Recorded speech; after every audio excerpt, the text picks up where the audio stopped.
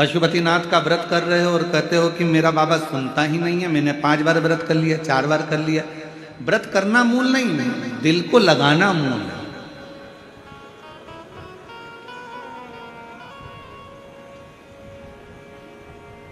कितना सुंदर कहा है।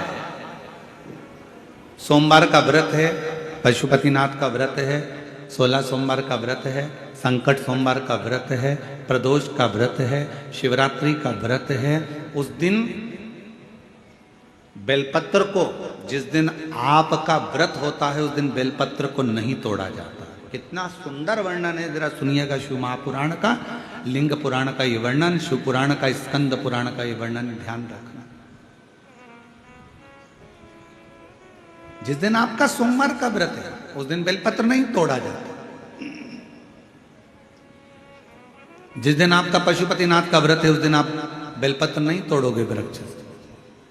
जिस दिन आपका प्रदोष का व्रत है उस दिन बेलपत्र नहीं तोड़ोगे। जिस दिन आपका 16 सोमवार का व्रत है उस दिन बेलपत्र नहीं तोड़ोगे। जिस दिन संकट सोमवार का व्रत है, शिवरात्रि का व्रत है, जिस दिन आप शंकर भगवान का तीज का व्रत, छठ का व्रत, भगवान शंकर का कोई भी व्रत अगर आप धारण करते हैं तो उस दिन बेलपत्र को व्रत करने वाले व्यक्ति को नहीं तोड़ना चाहिए। व्रत आज है तो बेलपत्र को एक दिन पहले तोड़कर रख लेना चाहिए। क्यों? ऐसा हमारा शास्त्र, हमारा विधान, हमारे पुराण, हमारे वेद क्यों वर्णन करते हैं? किस लिए वर्णन करते हैं? क्यों कहा गया कि प्रदोष के दिन, जिस दिन आपका व्रत है उस दिन आप कोई सा भी व्रत हो, आपका सोमवार का व्रत है, आपका शिव जी का अगर कोई व्रत कर रहे हो तो उस दिन आप भगवान शंकर को चढ़ाने के लिए बेलपत्र मत तोड़ो, एक दिन पहले तोड़ो। क्यों कहा गया? हमारे शास्त्र क्यों कहते हैं कि पशुपतिनाथ का व्रत कर रहे हो तो बेलपत्र को एक दिन पहले तोड़ना, सोमवार का व्रत कर रहे हो तो बेलपत्र को एक दिन पहले तोड़ना, प्रदोष का व्रत कर रहे हो तो एक दिन पहले व्रत को बेलपत्र को तोड़ना। एक दिन पहले उस बेलपत्र को क्यों तोड़ा जाता है? जिस दिन हमारा व्रत रहता है उस दिन हम बेलपत्र क्यों नहीं तोड़ सकते? तो हमारा शास्त्र कहता है, शिव महापुराण वर्णन करती है कि जिस बेलपत्र की पूजन आप साल भर में अगर एक दिन भी आपने बेलपत्र को जल चढ़ाया है, एक दिन भी बेलपत्र को नमन करा है, एक दिन भी बेलपत्र के वृक्ष को यदि तुमने पूजा है, साल भर में एक दिन भी आपने अगर बेलपत्र की आराधना करी है, तो आप जब जब सोमवार का व्रत रखती हो, प्रदोष का व्रत रखते हो, आप जब जब शिवरात्रि का व्रत रखते हो, आप जब संकट सोमवार का व्रत रखते हो, पशुपति व्रत रखते हो, तो तुम्हारे उस व्रत को सफल बनाने के लिए बेलपत्र का वृक्ष भी तुम्हारे लिए व्रत रखता है, जिससे तुम्हें उस फल की प्राप्ति।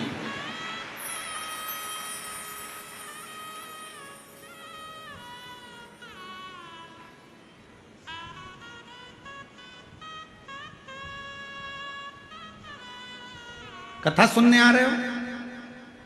घर के बाहर बेलपत्र का पेड़ है, कथा श्रवण करने जा रही हूं, बेलपत्र का वृक्ष है। नहीं, आपको अगर कथा सुनने जा रहे हो तो बेलपत्र अगर चढ़ाना है तो एक दिन पहले आप बेलपत्र को उतारो। कथा सुनने के लिए जा रही हूं और बेलपत्र रास्ते में से तोड़ लिया, कथा में जाकर बैठ गई, बेलपत्र शिव पुराण को समर्पित कर दिया या कथा में समर्पित कर दिया, या विचार करा कि मेरा बेलपत्र व्यासपीठ तक जाएगा, झोली में डाल दिया। ध्यान रखना, कथा सुनने के लिए आ रही हो, सामने बेलपत्र का वृक्ष दिख गया, उसको झुककर प्रणाम करो, नमन करो और कहो, मेरे बाबा, मेरे शंभु, आपका दर्शन कर कर जा रही हूं। मैं जानती हूं इस बेलपत्र के वृक्ष में गौरी शंकर हैं, मैं जानती हूं इस बेलपत्र के वृक्ष में नारायण लक्ष्मी है, मैं जानती हूं इस बेलपत्र के वृक्ष में 64 योगनियां है, मैं जानती हूं इस बेलपत्र के वृक्ष के तने में स्वयं कुबेर बैठकर साधना करता है। इस बेलपत्र के वृक्ष को मैं नमन करती हूँ। बाबा, आपसे प्रार्थना करती हूँ कि मैं कथा सुनने के लिए जा रही हूँ, जब मैं कथा सुनकर वापिस आऊं ना, हे बेलपत्र महारानी, हे बेलपत्र के वृक्ष, हे शंकर, ऐसी कृपा करना कि मेरी खाली झोली को भंडार से भर देना, उसको नमन करो।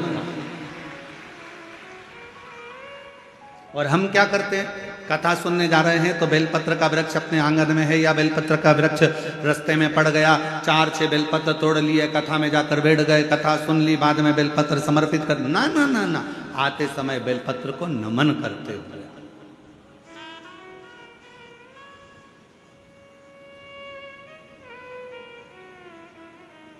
प्रणाम करते हुए, विनय करते हुए, और मैंने तेरे ही भरोसे बाबा, तेरे ही भरोसे हवा बिच उड़ती जावांगी, बाबा डोर हर तो छड़ी में कटी जावांगी, बोले मैं तेरी पतंग, शंभू मैं तेरी पतंग, हवा बिच उड़ती जावांगी, बाबा डोर हटो छड़ी में कटी जावांगी, बोले मैं तेरी। आप उसको नमन करिए। कई लोग कहते हैं गुरुजी हमने पशुपतिनाथ का व्रत किया, हमने 16 सोमवार करे, हमने सोमवार का व्रत करा, हमने प्रदोष करी, हमने बाबा की सोमवारी का व्रत करा, मेरा बाबा मेरा सुनता क्यों नहीं है? हम गलती कर दिए। हम जिस दिन हमारा व्रत था उस दिन हमने बेलपत्र को तोड़ लिया, उतार लिया, हम भूल गए।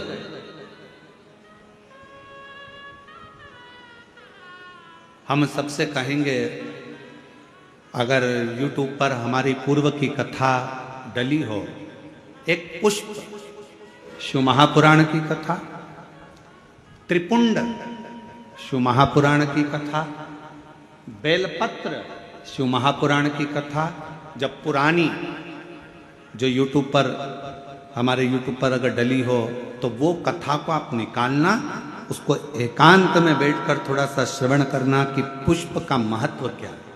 कौन सा फूल जमीन पर गिरा हुआ भी शंकर को स्वीकार होता है।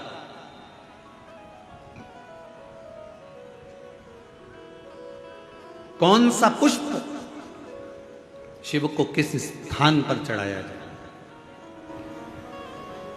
क्यों सोमवार, अष्टमी और ये अन्य जितनी तिथियां होती हैं, अमावस्या, पूर्णिमा, प्रदोष, चतुर्दशी, त्रयोदशी, ऐसा वर्णन उसमें आता है कि इन दिन बेलपत्र को नहीं तोड़ा जाता। अष्टमी, नवमी, ये तिथियां हैं, क्यों नहीं तोड़ा?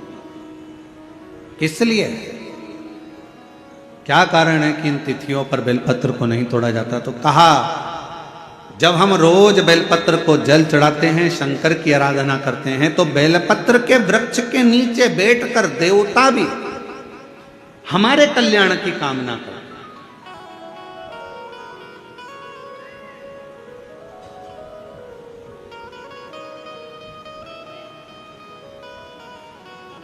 कितनी बड़ी बात लिखी है। लिंग पुराण को उठाकर अगर आप पढ़ेंगे तो उसमें लिखा है 1.25 किलो सोने के सिंहासन पर, कितने किलो? जम जम के बोलो जरा, आवाज नहीं आई। 1.25 किलो सोने के सिंहासन पर मखमल का गद्दा बिछाकर एक शालिग्राम भगवान की मूर्ति, शालिग्राम भगवान की शिला रखकर उस पर सोने का छत्र 0.5 किलो का लगाकर हीरों और पन्नों से शालिग्राम भगवान का श्रृंगार कर कर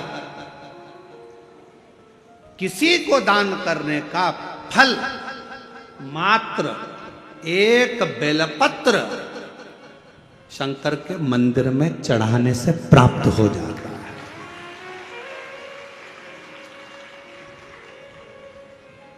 कितने किलो सोने का सिंहासन? बोलो बोलो जम के बोलो जरा। 1.25 किलो। छत्र कितने का? 0.5 किलो।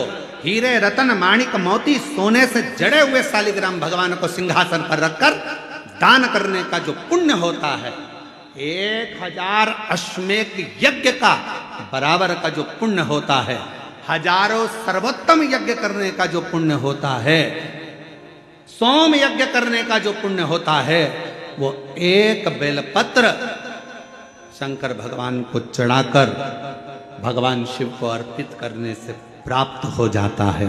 और ऐसा यज्ञ का फल मेरा विश्वास करता है, मेरे छत्तीसगढ़ वासियों के लिए, मेरे संपूर्ण देशवासियों के लिए, मेरे संपूर्ण विश्व में रहने वाले शिव भक्तों के लिए, ये मेरा दिल कहता है कि इतना बड़ा दान मेरा मन करता है कि आप सब हफ्ते में कम से कम एक दिन ऐसा आता होगा कि आप भी एक बेलपत्र शंकर को चढ़ाते होगे, तो समझ लेना कि आपने भी अश्वमेध यज्ञ, सोम यज्ञ और स्वर्ण सिंहासन, स्वर्ण छत्र का दान अपने जीवन में कर लिया।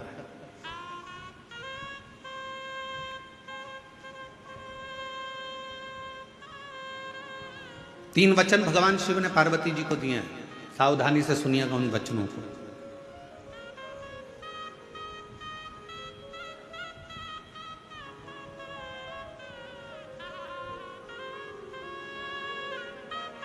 दो वचन तो काशी के हैं और 1 वचन अमरनाथ की गुफा का। 3 वचन मेरे भगवान शंकर ने पार्वती जी को दिए हैं, जिसमें से 2 वचन काशी के हैं कि काशी में शंकर भगवान से पार्वती जी कहती हैं, जिस पति पत्नी में आपस में झगड़ा हो उसमें प्रेम बढ़े, ये वचन दीजिए। शिव जी ने वचन दिया, पति पत्नी अगर झगड़ा करेंगे तो उनमें आपस में प्रेम बढ़ेगा। झगड़ा करने के बाद प्रेम बढ़ता है, स्नेह बढ़ता है। दूसरा वचन दीजिए, काशी में अगर कोई मरेगा तो उसको गुरु मंत्र तुम्हें देना पड़ेगा, तारण मंत्र तुमको देना पड़ेगा। शंकर भगवान ने वचन दिया कि काशी के अंदर अगर कोई मरेगा तो उसको तारण मंत्र मैं दूंगा, तारक मंत्र मैं दूंगा। और अमरनाथ की गुफा में 3रे नंबर का वचन भगवान शंकर ने दिया, शिव जी ने दिया, बाबा जग कल्याण के लिए 1 वचन चाहिए। क्या? भूल से भी अगर कोई एक बेलपत्र का स्पर्श मात्र कर ले, स्पर्श मात्र कर ले, अगर भूल से भी अगर कोई बेलपत्र को छू ले या बेलपत्र का स्पर्श कर कर आपकी आराधना में या किसी को दान में दे दे, तो वो संसार सागर में दूसरी बार जन्म ना ले, वो आपके धाम में जाकर विराजमान। वचन दीजिए, पुनरपि जननम पुनरपि मरणम के प्रपंच से छुड़ा देता है एक बेलपत्र का पौधा।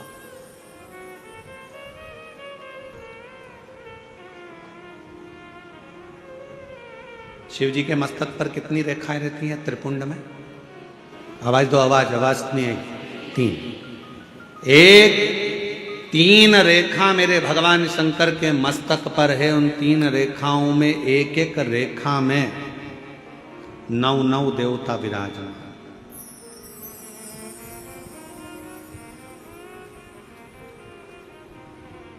एक रेखा में 9 देवता, दूसरी रेखा में 9 देवता, तीसरी रेखा में 9 देवता।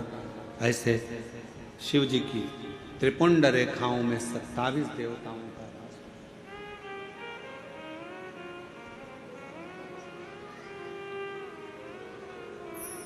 पूरे एक त्रिपुंड में आप रोड पर से चल के आते हो, बहुत सारे तिलक लगाने वाले आपको मिलते हैं, उन्होंने अपनी थाली में फूल रख रखा है, ऐसा फूल रख रखा है, उस फूल से आपका पूरा सिर रंग देते हैं। बोलो बोलो, सही है कि गलत है? अरे बोलो तो जम के। ऐसा सिर रंग देते हैं और आप उनसे कुछ कहती भी नहीं हो। आपको कहना चाहिए ये सिर रंगने से कुछ नहीं होगा, अगर कुछ करना है तो अपने हाथ की 3 उंगलियां लीजिए और त्रिपुंड खींचिए। कम से कम 27 देवता मेरे मस्तक पर रहना चाहिए। 27 देवता मेरे मस्तक पर रहना चाहिए। चंदन की, भस्म की, रौली की, मौली की। अगर आप किसी भी भस्म का, चंदन का मस्तक पर अगर आप अष्टगंध का भी अगर त्रिपुंड लगा रहे हो तो आपके मस्तक पर 27 देवता त्रिपुंड की 3 लाइन खिंचते से ही विराजमान हो जाते हैं। तिलक लगाने वाले फूल रख लिया, फूल से पूरा माथा रंग दिया, रंगने के बाद कह दिया चलो दक्षिणा दो जाओ। उस समय पर आपको कहना चाहिए मैं कथा में आई हूं, शिव की कथा है, मेरे मस्तक पर त्रिपुंड लगा। त्रिपुंड से मतलब है कि 27 देवता, जब तक मेरे मस्तक पर त्रिपुंड रहेगा 27 देवता मेरे साथ में हर पल हर घड़ी रहेंगे, हर क्षण। पर हम नहीं बोल पाते, उन्होंने लिया फूल से रंग दिया, नहीं नहीं नहीं हमको त्रिपुंड लगाइए, हमारे मस्तक पर त्रिपुंड होना चाहिए।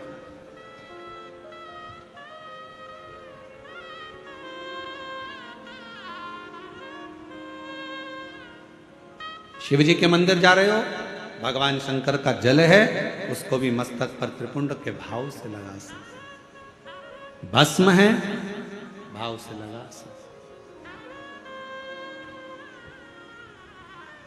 और यदि कुछ भी ना लगा सको तो फिर एक काम करो, शंकर के मंदिर में जब जाओ, झुककर जब प्रणाम करो तो अपना मस्तक शिव के चरणों में झुककर प्रणाम करोगे तो जो शिव भक्त आएंगे उनके चरण की रज आपके जब मस्तक पर लगेगी तो आपका कल्याण कर देगी, आपका उद्धार कर देगी, कल्याण कर देगी।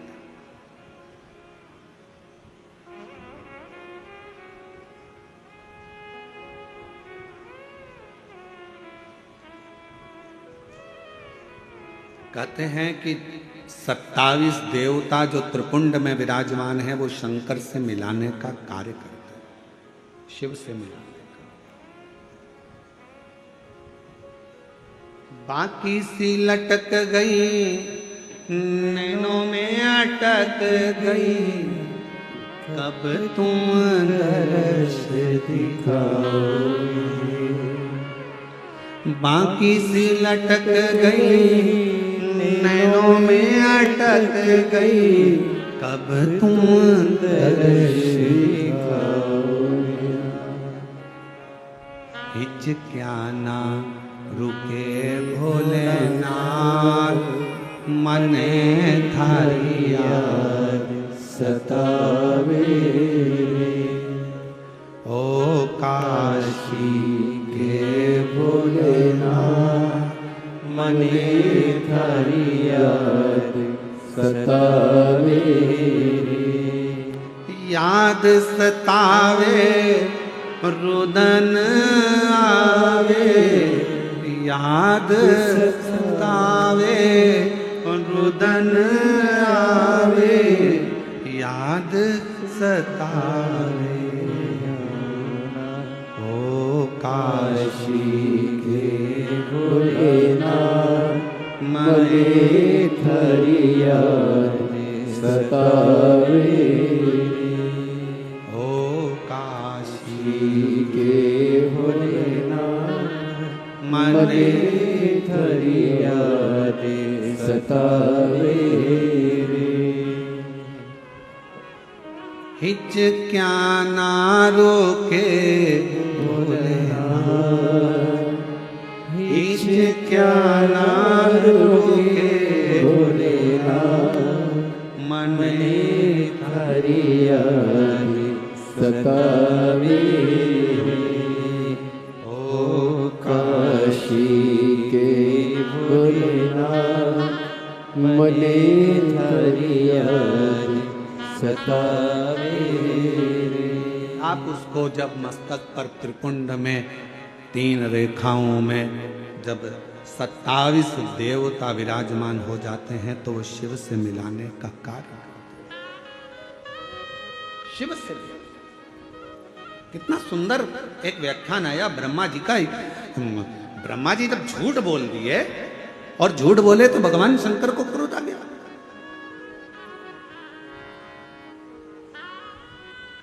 पांव का नख तोड़ा, काल भैरव प्रकट करा, काल भैरव ने अपने हाथ का नख तोड़ा, ब्रह्मा जी का सिर काट दिया। सिर लुढ़कते लुढ़कते गया तो कर्मनाशा नदी बन गई जो आज भी उत्तर प्रदेश में बहती है।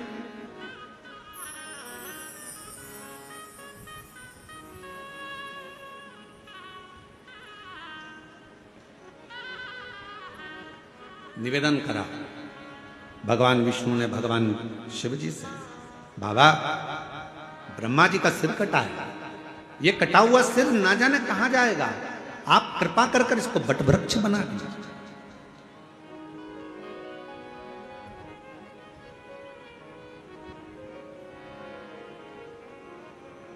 इसको बट वृक्ष बना दो, आप करुणा करो, इसको बड़ का पेड़ बना दो, बट वृक्ष बना दो।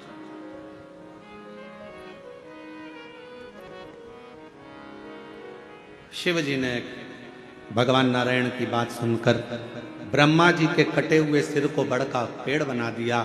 शंकर भगवान उसी बड़ के पेड़ के नीचे विराजमान हो गए। शिव जी का नाम बटकेश्वर महादेव। बटकेश्वर महादेव एक नाम शंकर जी का ऐसा है जो व्यक्ति के कर्जे को समाप्त करता है। कर्जा करने के बाद व्यक्ति सोचता है मेरा कर्जा नहीं चूक रहा, बहुत ज्यादा टेंशन में चलता है। पैसा अगर कर्जा तुमने लिया है तो चुकाओगे भी तुम, तो फिर टेंशन करने की जरूरत क्या है।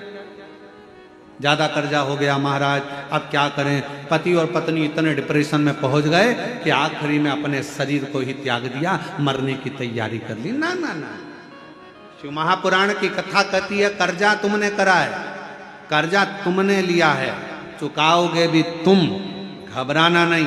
कर्जा ज्यादा हो जाए तो बड़ के पेड़ के नीचे श्री शिवाय नमस्तुभ्यम का जाप करिए। बट वृक्ष के नीचे अगर कोई शंकर का शिवलिंग है उसका पूजन करिए।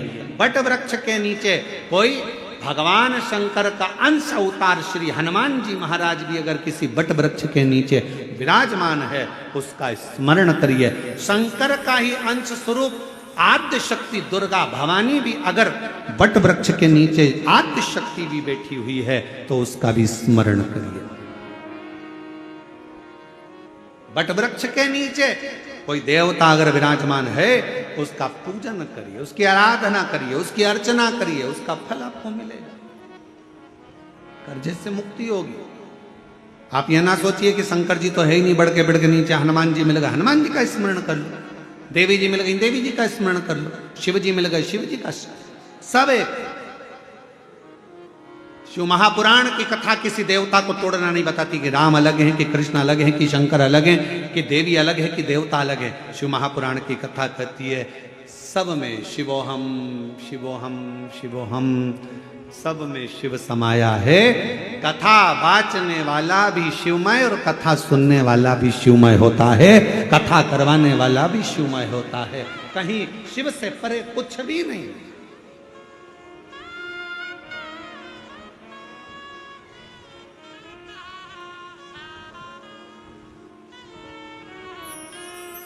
और मेरे भोले तेरा सहारा है, मेरे भोले तेरा सहारा है, मेरी नैया का तू किनारा है, मेरी नैया का तू किनारा है। मेरे बाबा तुझे पुकारा है, मेरे बाबा तुझे पुकारा है, मेरी नैया का तू किनारा है। थोड़ा संघर्ष हो सकता है, थोड़ा कर्जा लिया है तो थोड़ा टेंशन हो सकता है, पर टेंशन बहुत बहुत स्मरण रखिए। बादल टूटता है तो पानी बनता। बोलो सही है कि गलत है? बादल टूटता है पानी बनता है। पृथ्वी पर मिट्टी टूटती है, अगर मिट्टी टूटती है तो अन्न बनता है। खेत को तैयार करने के लिए मिट्टी को तोड़ना पड़ता है।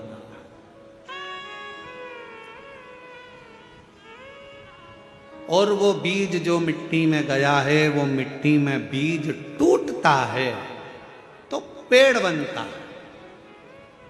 बादल टूटा पानी बना, मिट्टी टूटी फसल बनी, बीज टूटा पेड़ बना, और इंसान जब टूटता है तो कोई अच्छा इंसान बनता है।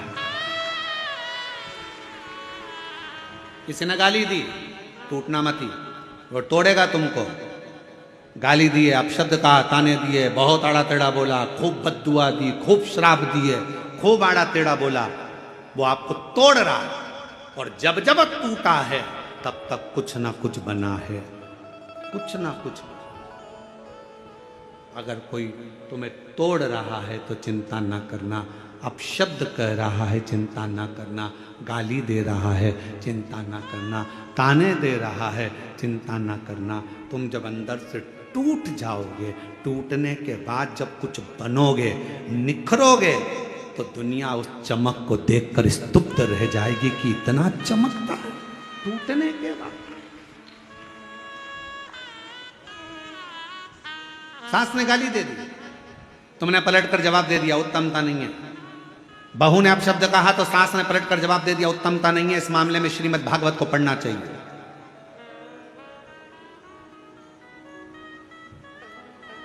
किस किसने सुनी है श्रीमद् भागवत कथा? जरा हाथ उठाओ। जिन जिन्होंने भागवत सुनी है जरा हाथ उठाओ। सब लोग सुनी है? सबने रख लो। द्रौपदी का चरित्र सुना है कि नहीं सुना है? अरे बोलो तो जम के। सुना है? क्या सुना था द्रौपदी के चरित्र में? द्रौपदी के सोते हुए 5 पुत्रों का वध कर दिया था अश्वत्थामा। बोलो सही है? द्रौपदी के सोते हुए 5 पुत्रों का वध कर दिया। मालूम पड़ा अश्वत्थामा ने मेरे पुत्र को मारा है। रो पड़ी, चीख पड़ी द्रौपदी, आवाज लगा रही है, स्वामी स्वामी स्वामी। पति द्वारकाधीश के चरणों में चरण दबा रहे थे। आवाज पहुंच गई द्वारकानाथ के पास में। द्वारकानाथ ने कहा, अरे भीम भाग कर जा, अर्जुन जल्दी भाग कर जा, द्रौपदी चिल्ला रही है। भीम ने कहा, अर्जुन ने कहा कि हम आपका चरण सेवा छोड़ दें? हाँ हाँ जाओ जल्दी से जाकर देखो क्यों रो रही है, क्यों चिल्ला रही है। जाकर सूचना मिली कि द्रौपदी के रोने का कारण इतना था कि द्रौपदी के 5 पुत्र जो सो रहे थे पलंग पर, उसको अश्वत्थामा ने काट दिया, शीश काट दिए, मार दिया। भीम अर्जुन ने कहा, क्या हुआ द्रौपदी? मेरे पुत्रों को मारा गया है। भीम अर्जुन दौड़ कर गए, अश्वत्थामा को पकड़ कर लेकर आए, द्रौपदी के सामने लाकर खड़ा कर दिया, हाथ में तलवार दे दी द्रौपदी के। ले द्रौपदी तलवार, इसने तेरे 5 पुत्रों को मारा है, तो इसका शीश काट।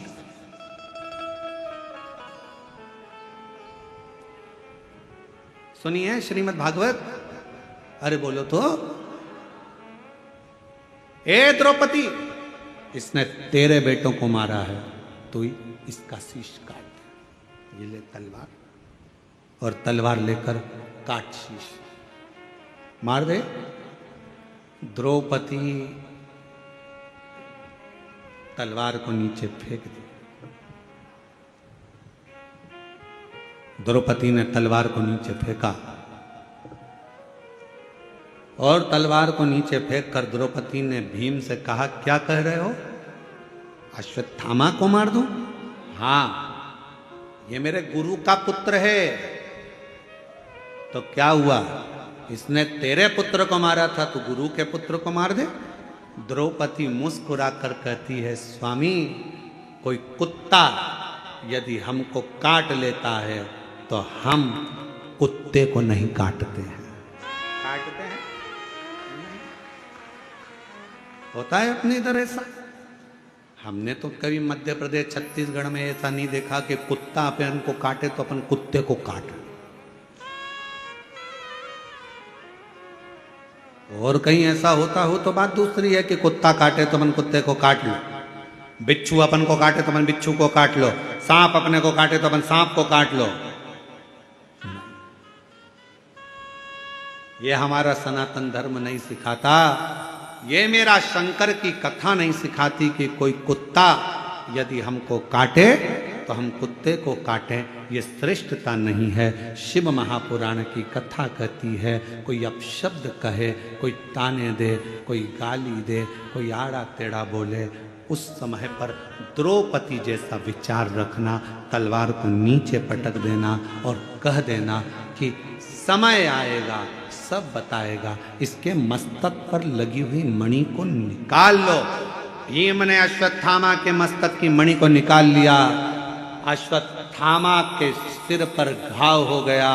वो घाव अश्वत्थामा आज तक नहीं भर पाया, सारी दुनिया में घूमता है। हमने तो सुना है छत्तीसगढ़ में एक शंकर जी का मंदिर ऐसा है जहां पर अश्वत्थामा आज भी आता है।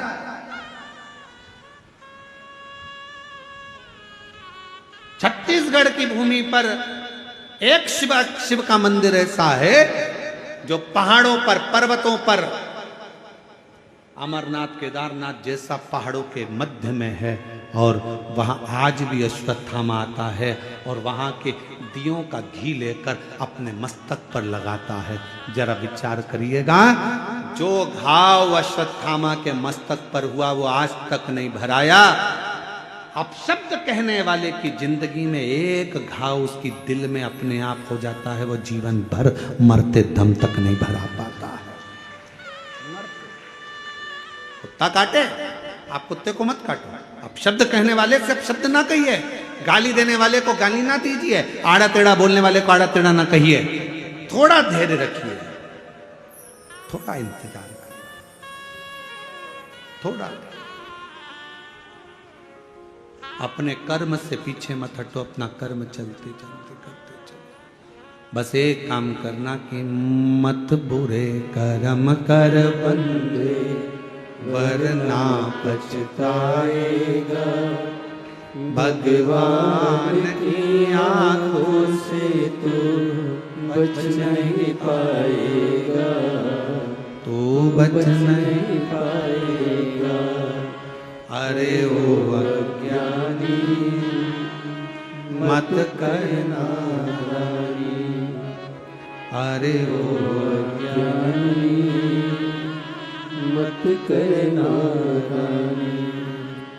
तेरे कर्म का फल भी तू ही पाएगा, जैसा किया तूने तेरे आगे आएगा। मत बुरे कर्म कर बंदे, वरना पछताएगा।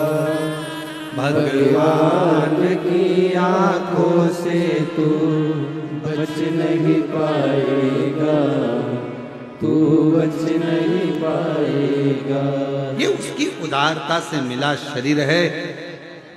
कोई गलती हमारे द्वारा होती है और हम दोष दूसरे को देते हैं। पशुपति व्रत नहीं करा, पशुपति व्रत, और व्रत करने के बाद अगर फल नहीं मिला तो दोष दे दिया, भगवान तो हमारी सुन ही नहीं रहा, भगवान तो हमसे रूठ कर बैठा है, ना जाने मैंने किसका बिगाड़ा कर दिया, कौन को ऐसा क्या कह दिया कि भगवान मेरा साथ ही नहीं दे रहा। नहीं, गलती हमारी, हमने जरूर पशुपति व्रत वाले दिन बेलपत्र को तोड़ लिया होगा, बच्चों से कहकर तोड़वा लिया होगा, और वो बेलपत्र लेकर हम शिव के पास गए होंगे। हमारी साधना में से एक अंश कम पड़ गया होगा। मैंने सोमवार का व्रत करा और बड़े प्रेम से संकट सोमवार 16 सोमवार करे, 16 सोमवार मैंने भूखे रहकर करे, जरा सा दूध लेकर, चूरमा लेकर, प्रसाद लेकर, बेलपत्री लेकर, एक मिश्री की डली लेकर मैंने संकट सोमवार 16 सोमवार करे।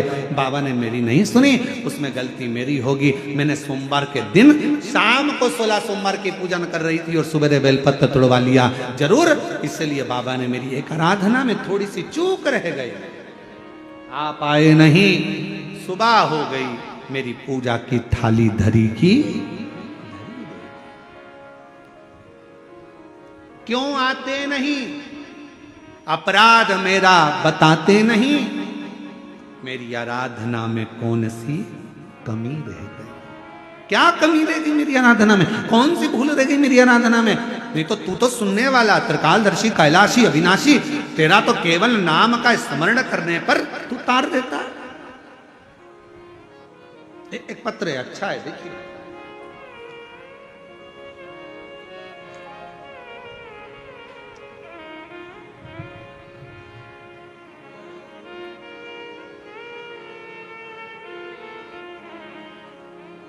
श्रीमती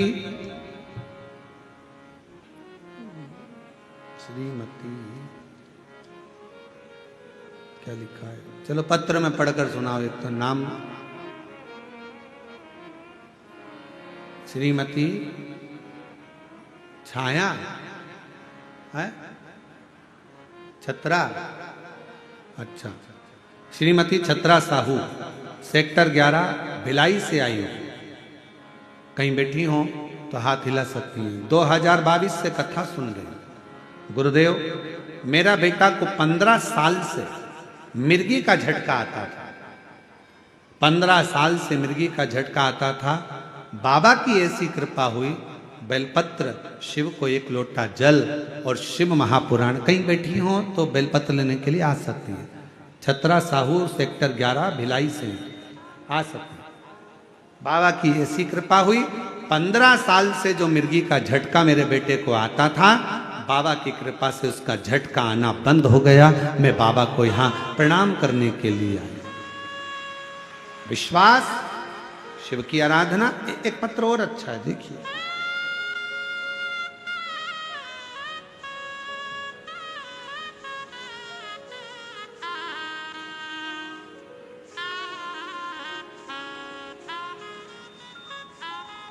कस्तूरी यादव,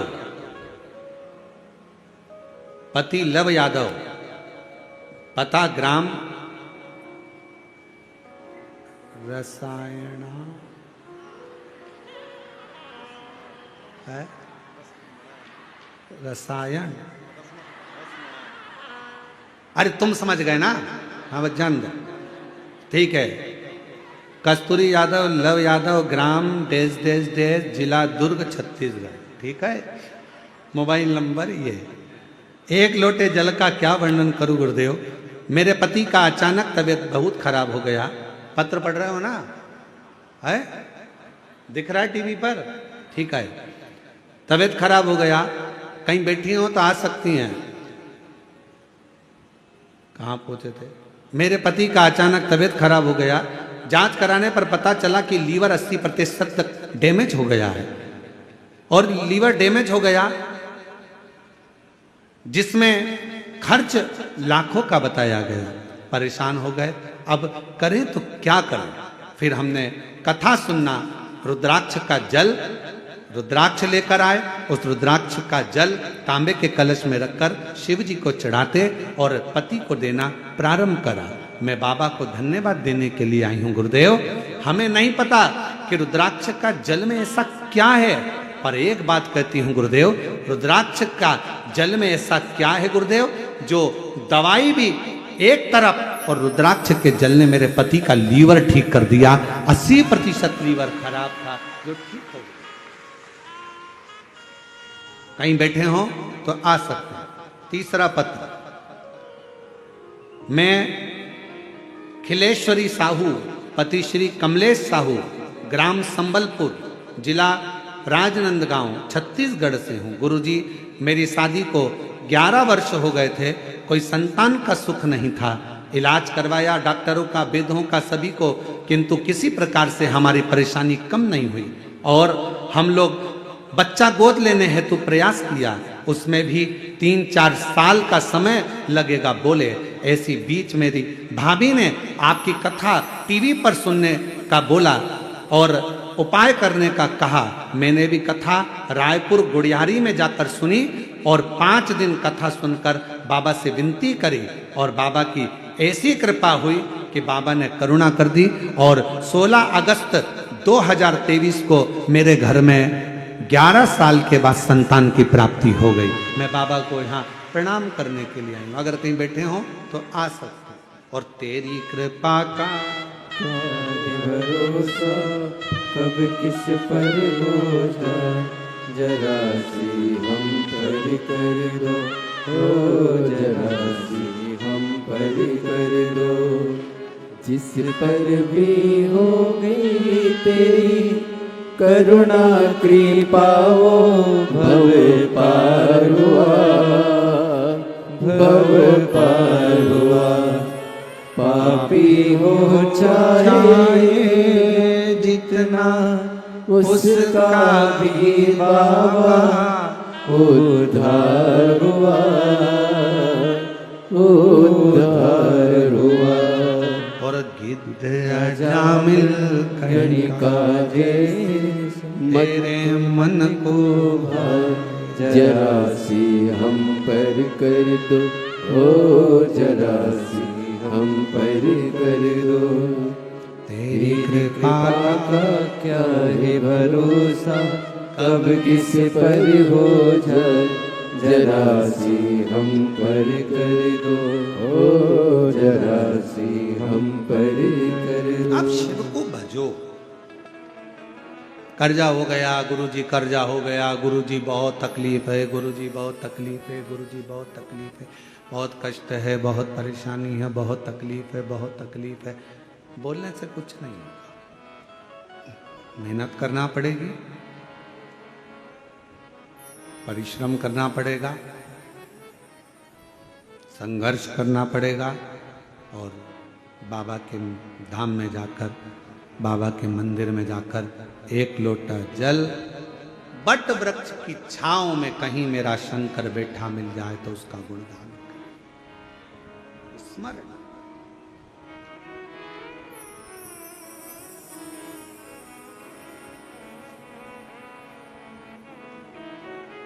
ध्यान देना थोड़ा सा। 3 वचन मेरी माता पार्वती जी ने शिव जी से मांग लिया। पहला वचन कौन सा था काशी का? आपस में पति पत्नी का झगड़ा हो तो प्रेम बढ़े। झगड़ा प्रेम को बढ़ा देता है।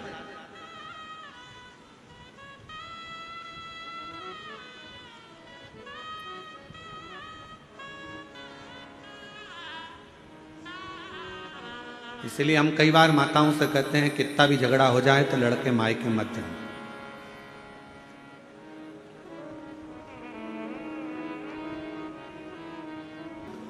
जिस दिन अपना व्रत हो उस दिन बेलपत्र को ना तोड़ना।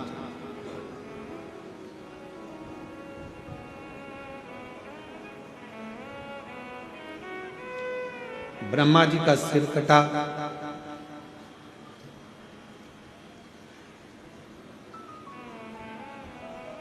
बट वृक्ष का पेड़ बना, शिव जी का उसके नीचे निवास हुआ।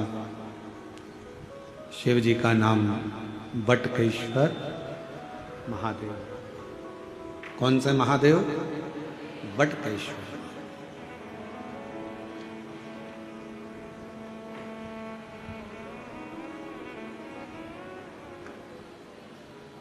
यदि कर्जा हो भी जाए तो बड़ के पेड़ के नीचे बैठकर भगवान शिव का स्मरण मात्र।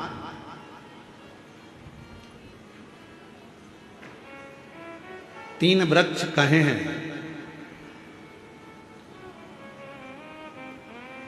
एक बेलपत्र का वृक्ष, एक पीपल का वृक्ष, एक बड़ वृक्ष। आ जाइए।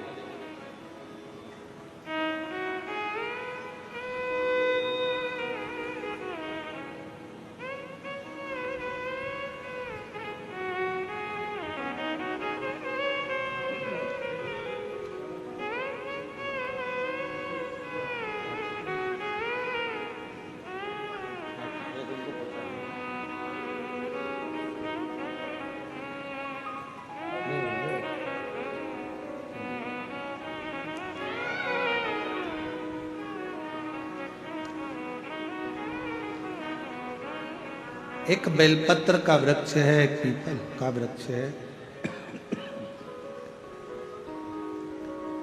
एक वट वृक्ष।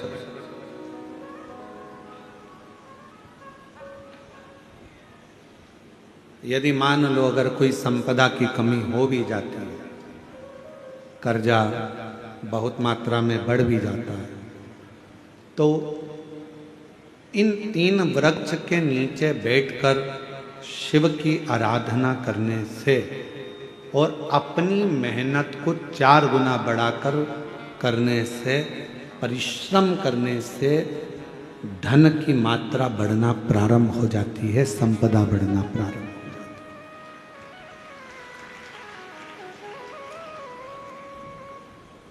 पर इन सब में सबसे मूल है आपका परिश्रम, आपकी मेहनत, आपका संघर्ष।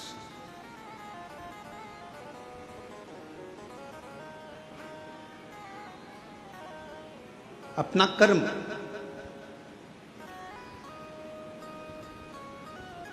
ब्रह्मा जी का सिर कट गया,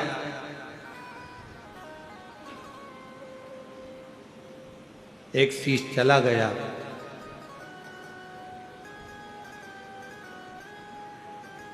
भगवान नारायण ने भगवान शिव से कहा, जो शीश रहे हैं,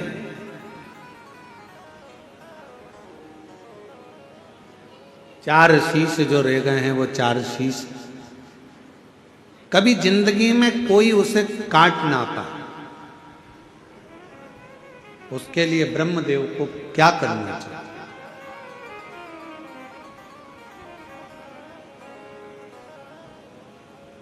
तब स्वयं भगवान शंकर ने कहा, ब्रह्मा के मस्तक पर शिव त्रिपुंड लगे, 27 देवता जो त्रिपुंड की 3 लाइनों में,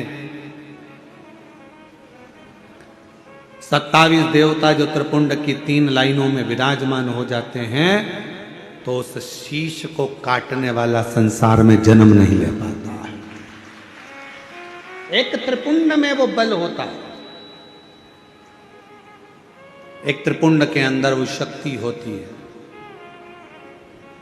और फिर निवेदन करें, जितने भी माताएं यहाँ कथा सुन रही हैं, जितने भाई शिव महापुराण की कथा में आए हैं, जितने जीजा जीजियाँ यहाँ आए हैं, बच्चे बेटा बेटी, मेरे बुजुर्ग माता पिता यहाँ आए हैं, या जितने भी शिव भक्त इस कथा को आस्था चैनल के माध्यम से, फेसबुक यूट्यूब के माध्यम से अगर श्रवण कर रहे हैं, तो निवेदन करूं कि शिव मंदिर का चढ़ा हुआ मात्र जल भी अगर आपके मस्तक पर सिंचन हो जाता है, या उस शंकर भगवान के चढ़े हुए जल का हम आचमन मात्र कर लेते हैं,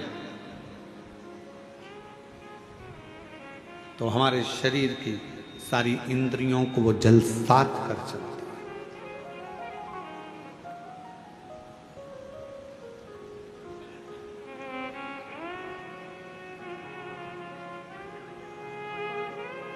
मंदिर जाते हो आप लोग?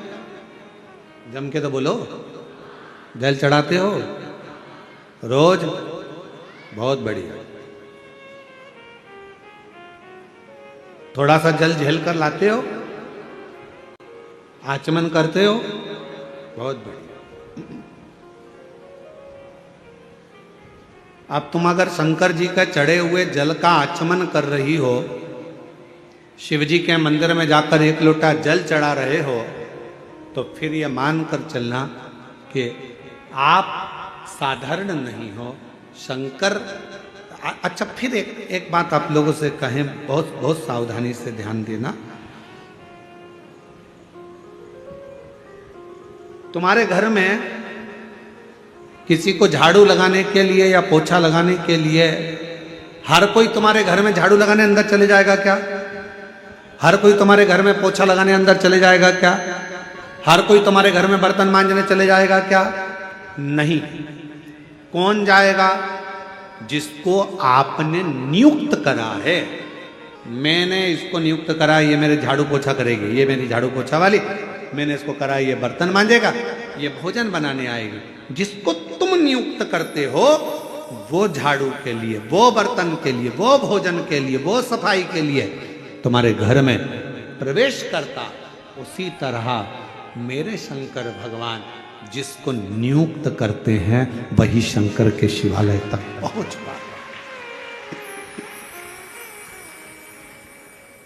वरना बहुत कठिन है शिव के शिवालय में प्रवेश करना, शंकर के मंदिर में प्रवेश करना, या शिव महापुराण की कथा में प्रवेश करना, ही बहुत कठिन।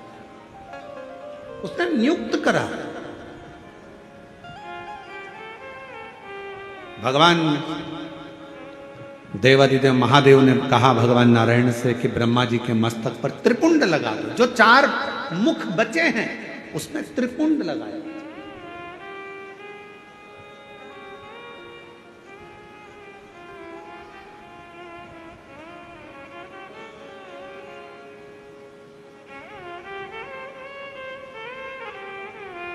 कई लोग हमसे कहते हैं गुरुजी आपके जे तिलक में चंदन की ये 3 बिंदियां नजर आती है त्रिपुंड के भाव से, तो ये 3 बिंदियां अर्थात 27 देवता इस मस्तक को संभालने के लिए रहे।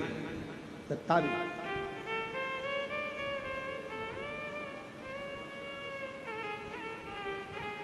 एक थोड़ा सा जल का आचमन भगवान शंकर को चढ़े हुए जल का मात्र थोड़ा सा 2 बूंद जल भी अगर हमारे शरीर में चला जाता है तो उसका भी फल हमारी इंद्रियों को प्राप्त हो जाता है।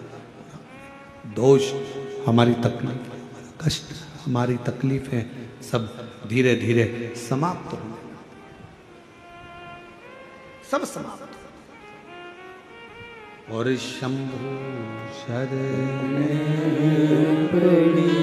मांगू घड़ी रे घड़ी, दुख काटो दया करी दर्शन आपो।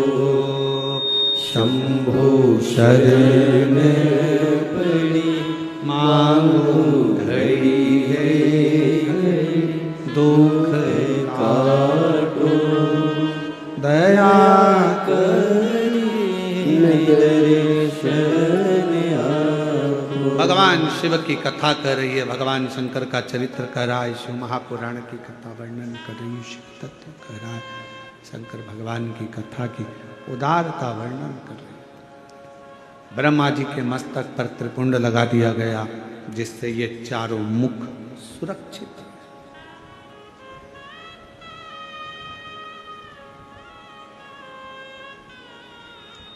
फिर ब्रह्मा जी के हृदय में एक थोड़ा सा अहंकार है। जैसे देवऋषि नारद के हृदय में अहंकार आ गया था कि कामदेव पर विजय प्राप्त नहीं कर पाए भगवान शिव, इस कामदेव को तो मैं जीत सकता हूं, मैं विजय प्राप्त कर सकता हूं।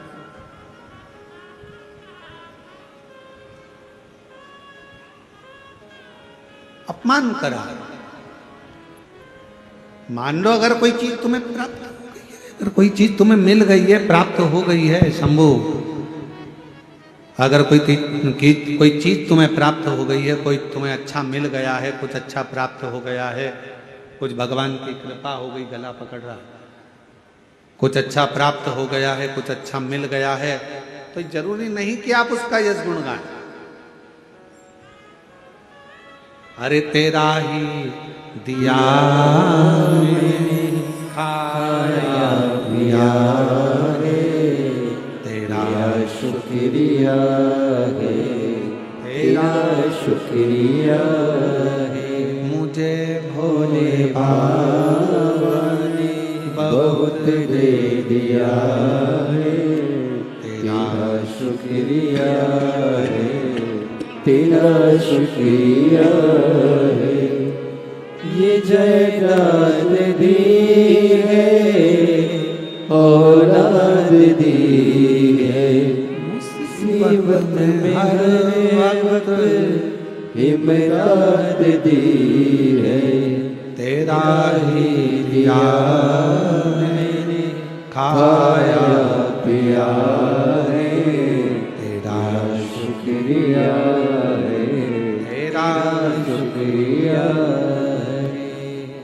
देवऋषि नारद के भीतर अभिमत अहंकार आ गया कि ये मैं कामदेव को जीत सकता हूं। बैठ गए तब करने के लिए, साधना करने के लिए।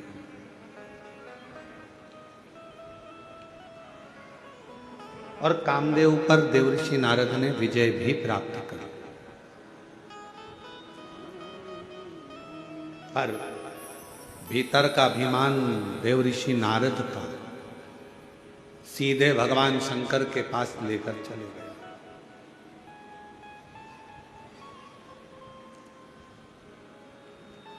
शिव जी का सबसे पहला काम है अपने भक्त को गले लगाने से पहले मेरे शंकर भगवान उसके भीतर के अहंकार को समाप्त कर देते हैं।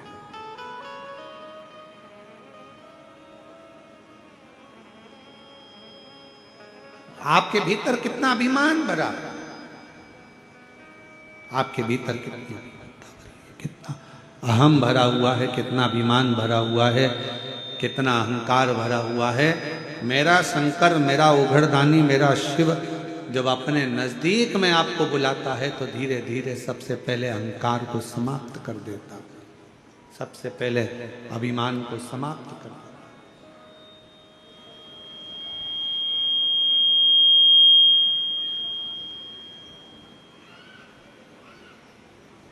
जिस चीज का आपको अभिमान हो, जो जो अभिमान हमारे भीतर भरा है वो शिव हमसे दूर कर देता है, बहुत दूर। इसलिए शिव महापुराण की कथा कहती है, भगवान शंकर का चरित्र कहता है कि जीवन में शिव महापुराण की कथा अगर तुम्हें 50 बार सुनने को मिले तो 50 बार सुनो, 1000 बार श्रवण करने को मिले तो 1000 बार श्रवण करो। शिव महापुराण की कथा बारंबार श्रवण करने का मौका मिले तो बारंबार श्रवण करो। क्यों?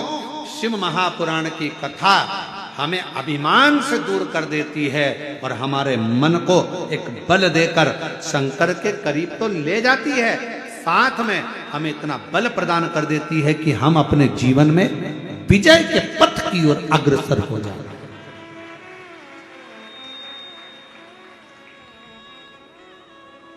विजय पथ की ओर अग्रसरता प्रदान कर देती है शिव महापुराण।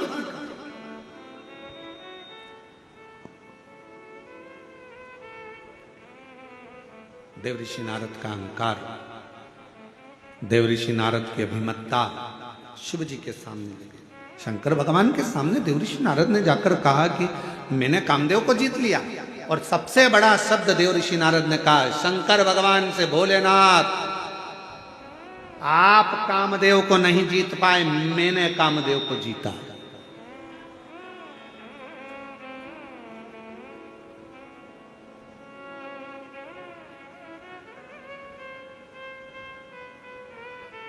कई लोग कहते हैं गुरुजी इतने सारे शिव भक्त कथा को श्रवण करने के लिए आते हैं, इतनी भीड़ लगती है, लाखों की संख्या में भक्त पहुंचते हैं, इतने पंडाल लगते हैं, ऐसा होता है वैसा होता है। हम प्रत्येक भक्त को, किसी भी न्यूज चैनल वाला आवे, कोई पत्रकार बंधु आवे, वो कहे लाखों की भीड़ आती है, हम उनसे एक ही बात कहते हैं, ये लाखों की भीड़ नहीं है, ये शंकर भगवान जिसके हृदय में विश्वास को प्रकट कर देते हैं, वो विश्वास के रूप में मनुष्य शिव महापुराण की कथा को श्रवण करने के लिए जाता है। और कथा वाचने वाला सियोर वाला महाराज नहीं रहता, कथा वाचने वाला पंडित प्रदीप मिश्रा नहीं रहता, कथा करवाने वाला भी यजमान नहीं रहता, और कथा सुनने वाला भी मनुष्य नहीं रहता। कथा वाचने वाला भी शिव, कथा करवाने वाला भी शिव, और कथा सुनने वाला भी शिव होता है, इसके सिवा कोई नहीं। किसके सामर्थ्य का? कौन करवाए? अच्छा बताओ, अपने अपने घर पर पीरा चावल देने कोई गया था? जम के तो बोलो। कोई कहने गया था कि कथा हो रही है भैया तुम्हें आना ही पड़ेगा, तुम्हें बैठना ही पड़ेगा? नहीं, तुमको तो आना ही पड़ेगा। कोई तुम्हारे सामने जिद नहीं करता, कोई तुमसे नहीं कहता कि कथा में आओ, कोई तुमसे नहीं कहता कि अनाउंसमेंट कर कर या प्रचार कर कर या बैनर लगा कर कि कथा हो रही है आना पड़ेगा, कथा हो रही है आना पड़ेगा। नहीं, कानों में एक दूसरे के माध्यम से सूचना पहुंच जाती है कि मेरा भोला नगर में आया, बस फिर हृदय में शिव बैठा है।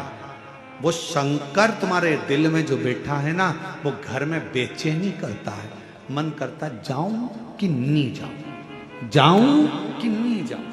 फिर सोचती है कि मैं दूसरे दिन चली जाऊं। फिर मन में आता है पानी गिर गया और कथा कहीं इधर उधर हो गई तो फिर मन में आया नहीं मैं तो चली ही जाता। फिर किसी ने कहा बहुत लंबा ट्रैफिक है, अपार भीड़, लाखों की संख्या, 7-7, 8-8 पंडाल भरे पड़े हुए हैं और लोग जहां तहां बैठे हुए हैं। अरे अरे अरे, फिर तो मन करा अब क्या करूं। फिर भी ओ काशी के मणि सतावे मन करा पहुंच गए। विश्वास, भरोसा शिव तत्व, शिव ने साधा है, शंकर ने साधा है। और अहंकार देव ऋषि नारद का शिव के पास गया, भगवान शंकर से कहा कि आप कामदेव को नहीं जीत पाए और मैंने कामदेव को जीत लिया, मैंने जीता है।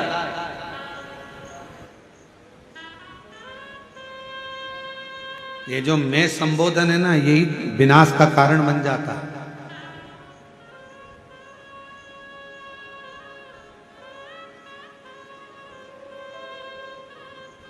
कभी मत कहो कि मैंने करा। प्रभु आपकी कृपा से सबका मनोरथ करते हो भोले बाबा, मेरा नाम हो रहा है। इस समिति का नाम है महाकाल परिवार समिति। जो कथा करा रही है उसने किसी का नाम नहीं दिया, केवल उसने कहा ये महाकाल समिति है। मतलब हम नहीं करा रहे, कौन करा रहा है? प्रभु आपकी कृपा से सब काम हो रहा। ये महाकाल समिति नहीं, भगवान महाकाल राजा स्वयं देवाधिदेव महादेव इस कथा को करवा रहे हैं। हम तो निमित्त हैं। बाबा ने सेवा में लगाया, किसी को कहीं भोजनशाला में सेवा में लगा दिया, किसी को भोजन बनाने में सेवा में लगा दिया, किसी को दरवाजे पर सेवा में लगा दिया, किसी को कहीं भक्तों को संभालने में सेवा में लगा दिया, किसी को बिठाने की सेवा में लगा दिया। तुम यहाँ देखना, पानी पिलाना, तुम ये करना, तुम वो करना, सेवा मिली है। और किसने लगाया? उसने लगाया। अपनी सामर्थ्यता नहीं, ये उसकी कृपा है, उसकी उदारता है, उसकी करुणा है। पर देवऋषि नारद का अहंकार बोल गया और नारद जी ने कहा,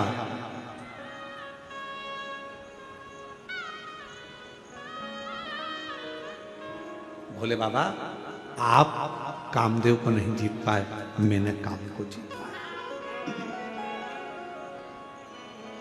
मैंने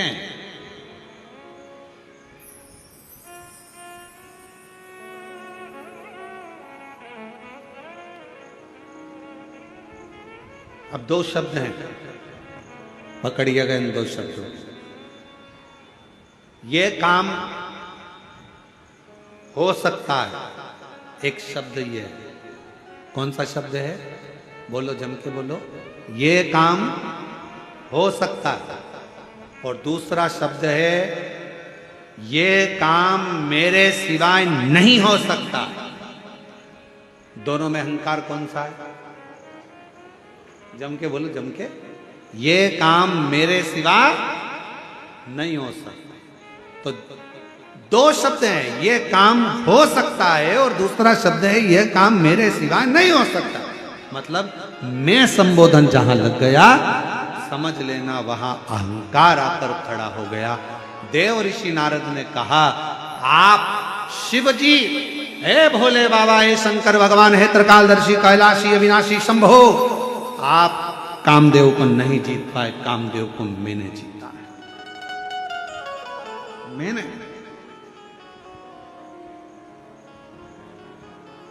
शंकर भगवान बड़े प्रसन्न हुए, आपने कामदेव को तो जीत लिया।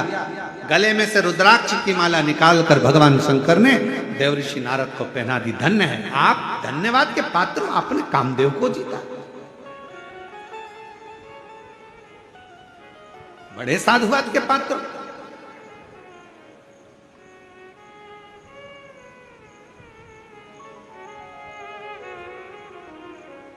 दस कथा भी सुन लो ना, 50 कथा भी सुन लो ना, कभी मुंह से मत कहना कि भगवान मैंने 50 कथा सुन रखी है, मैंने 10 कथा सुन रखी है। अरे तुमने नहीं सुन रखी है, उसने तुझे सुना रखी है अपने करीब में बुलाने के। उसने सुना रखी है। मैं कुछ नहीं करता, करता है सब वही। एक पत्र है, अच्छा है।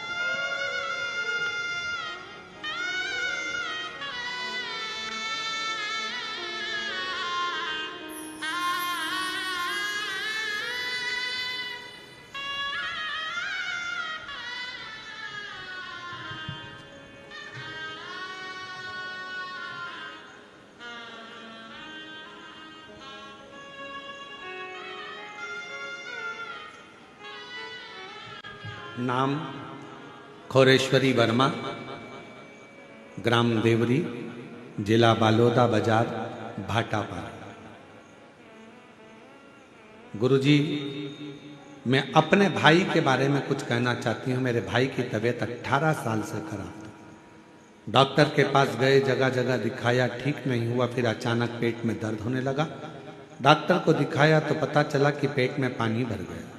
उसे बिलासपुर के डॉक्टर के पास भेज दिया गया। तब बिलासपुर के डॉक्टर ने जांच के लिए भेजा तो पता चला कि लीवर पूरा डैमेज हो चुका है, खराब हो गया, ऑपरेशन करना पड़ेगा। पूछा खर्चा कितना आएगा, तो कहा ऑपरेशन होगा। तो डॉक्टर ने बताया जो भी खर्च उस समय लीवर का आए, इन्होंने तो पत्र में 80 लाख रुपए का खर्चा पूरा बताया।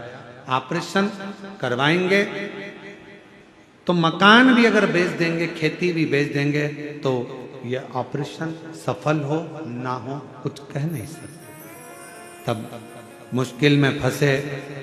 किसी ने कहा कि सीहोर चले जाओ। हम लोग 9:15 वाला उपाय करने लगे। सीहोर गए, वहां से रुद्राक्ष लाए और रुद्राक्ष को तांबे के कलश में गलाते, शिव जी को चढ़ा देते, मंदिर भेजते, भाई को जल पिला देते, बाबा का नाम लेते। बाबा पूरी जमीन जायदाद बेच देंगे तो भी इतना धन नहीं होगा कि हम लीवर बदल सकें और लीवर का ऑपरेशन करा सकें। मैं बाबा को धन्यवाद देती हूँ गुरुदेव। शिवजी पर चढ़ा बेलपत्र औषधि के रूप में मांग कर लाते, अपने भाई को खिला देते। आज मेरा भाई पूर्ण तरह से ठीक हो गया है और उसके लीवर ने काम करना प्रारंभ कर दिया है। मैं बाबा को प्रणाम करने के लिए कहीं बैठी हूं तो आ सकती हूं। शिव किसको कहते हैं? भगवान शंकर की उदारता किसको कहते हैं? शिव का स्मरण किसको कहते हैं? एक पत्र और बड़ा सुंदर आया है। मैं छत्तीसगढ़ के जिला थाना, दुर्ग थाना, धमदा पोस्ट, पढ़ो जरा, छोटा ग्राम, छोटा ही है, पोस्ट छोटा ग्राम, गिरजाबाई साहू, मेरे बेटे का नाम देव प्रसाद साहू है। कहीं बैठे हो तो आ सकते हैं। मेरा बड़ा बेटा जिसका नाम देव प्रसाद साहू है, 20 साल से शराब पीता था। उसे बहुत समझाते थे शराब मत पिया कर, लेकिन वो नहीं मानती और 20 साल से शराब पी रहा। गुरुदेव, बहुत तकलीफ की जिंदगी चल रही थी। तब किसी ने बताया शिव महापुराण की कथा सुनो। घर पर टीवी पर शिव पुराण की कथा सुनना प्रारंभ करी। छत्तीसगढ़ दुर्ग जिले के कोड़िया गांव में गई, वहां जाकर कथा श्रवण करी, वहां की मिट्टी लेकर आई, बच्चे को उस मिट्टी शरीर पर लगाना प्रारंभ करी। बाबा से विनती करती, बेटे को मन शिवालय की ओर भेज दिया। भिलाई गई, वहां भी मैंने कथा का रसपान कराया। आज बाबा की कृपा से ऐसा योग पहली बार लगा है गुरुदेव कि 1 साल से मेरे बेटे ने 20 साल से जो शराब पी रहा था, जो 1 साल से छोड़ रखी है, अब शराब को हाथ नहीं लगाता। आज मैं अपने बेटे को भी लेकर आई हूँ बाबा को यहाँ प्रणाम करने के लिए, शिव जी को नमन करने के लिए आई हूँ। शिव शिव है, शंकर शंकर। आप जितने विश्वास के साथ, जितने भरोसे के साथ, जितनी दृढ़ता के साथ, जितने स्मरण के साथ आप शंकर की अविरल भक्ति को धारण करते हो, बस अपने भीतर की अभिमत्ता को, अपने भीतर के अहंकार को, अपने भीतर के अभिमान को, अपने भीतर के अहम को जिस दिन तुम निकाल कर बाहर कर दोगे, शिव तत्व तुम्हारे भीतर समाहित होता चले जाएगा। शंकर तुम्हारे भीतर आता चले जाएगा। अहंकार था देवऋषि नारद का, नारद जी का अभिमान, नारद जी का हम, नारद जी को गले में जो माला पहनाई रुद्राक्ष की, वो माला देवऋषि नारद ने जमीन पर फेंक दी। माला जमीन पर फेंकी। नंदी निकल कर जा रहे थे और नंदी ने देखा कि भगवान शिव की माला है, जमीन पर पड़ी है, उठाई, मेरे शंकर के गले के रुद्राक्ष की माला और जमीन पर।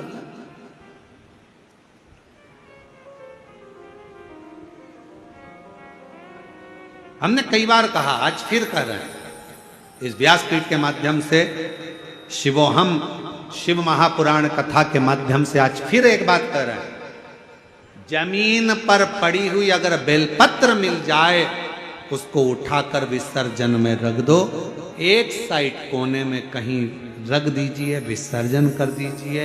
ये अपना फर्ज है कि जमीन पर पड़ा हुआ रुद्राक्ष, जमीन पर पड़ी हुई बेलपत्र या जमीन पर पड़ा हुआ भगवान का प्रसाद कभी भी जमीन पर पड़े ना रहने दें, उसको उठाकर एकांत की ओर, एक कोने में एकांत की ओर उसको ले जाकर रख दिया जाए, उसको ले जाकर डाल दिया जाए।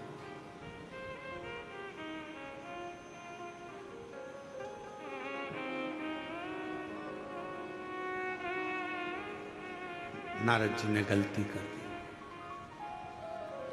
पड़ा था, उठाया नंदी ने, गलती हुई है। शिव जी ने कहा था नारद जी से, तुमने कामदेव को जीत लिया, ये बात तुम शंकर जी कहें कि भगवान विष्णु से मत कहें, भगवान नारायण से मत कहें। जाकर नारायण के सामने भी देवऋषि नारद ने कह दिया कि मैंने कामदेव को जीता है, मैंने काम को जीता है, ये नारद जी ने कह दिया। भगवान विष्णु ने नारद जी के मुख से भगवान शंकर की निंदा को सुन लिया और नारद जी ने निंदा करी, तो नारद जी का मुख तो बानर का लगा, पर भगवान विष्णु ने शंकर की निंदा सुनी इसलिए उनको घोड़े का मुंह लगा।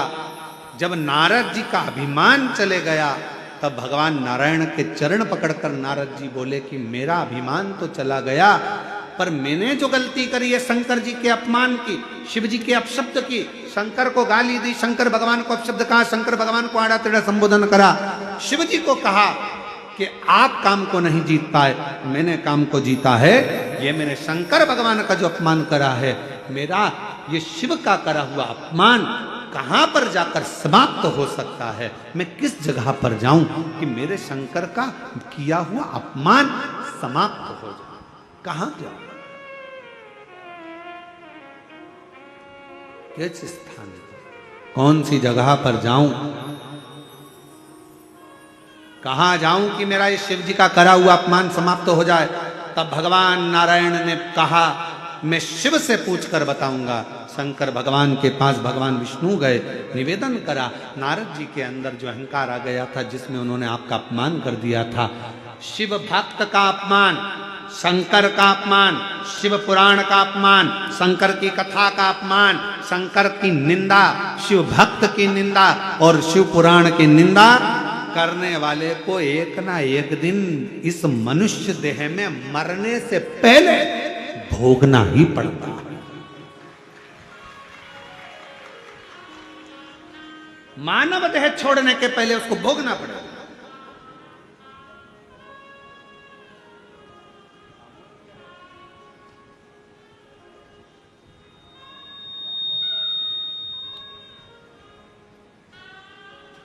त्यागना।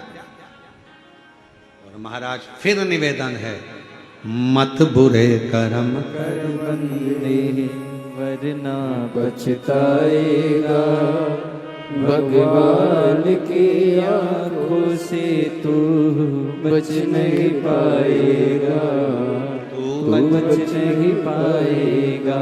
मानव देह छोड़ने से पहले शंकर की करी हुई निंदा, शंकर के भक्त की करी हुई निंदा, शिवालय की निंदा, शिव की पुराण की निंदा, शिव की आराधना की निंदा व्यक्ति को भोगना ही पड़ेगा। नारद जी भगवान शंकर जी के पास भगवान विष्णु ने कहा, नारद को पछतावा, पछतावा।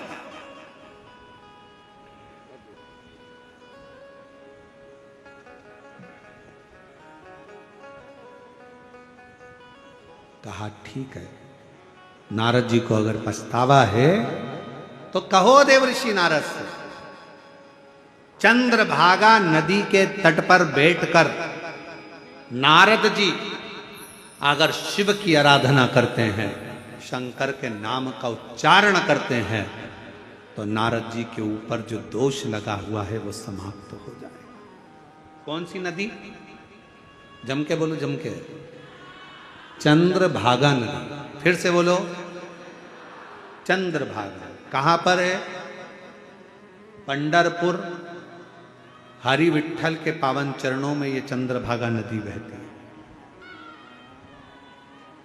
कभी आप लोग अगर पंढरपुर दर्शन करने के लिए हरि विठ्ठल के यहाँ जाएंगे, अभी तो बहुत भीड़ रहती है, आषाढ़ी एकादशी पर वहाँ वारी जाती है, विठ्ठल विठ्ठल विठ्ठल विठ्ठल करते हुए शिव भक्त वहाँ पहुँचते हैं। पर कभी, अभी तो वारी के समय पर बहुत भीड़ आषाढ़ी एकादशी पर रहती है, पर कभी जब आप कभी योग लगे और चंद्रभागा नदी के तट पर हरि विठ्ठल का दर्शन करने के लिए जाएं तो एक काम जरूर करना, चंद्रभागा नदी के तट पर बैठकर अगर 5 बार भी श्री शिवाय नमस्तुभ्यं, श्री शिवाय नमस्तुभ्यं, श्री शिवाय नमस्तुभ्यं, श्री शिवाय नमस्तुभ्यं 5 बार यदि भगवान शंकर का मंत्र जाप, ओम नमः शिवाय, नमः शिवाय, भगवान शंकर का त्र्यंबक मंत्र या श्री शिवाय नमस्तुभ्यं मंत्र का स्मरण अगर आप 5 बार भी चंद्रभागा के तट पर बैठकर कर लेते हो तो समझ लेना अपनी जिंदगी के किए हुए सारे पाप अपने आप समाप्त हो जाते हैं।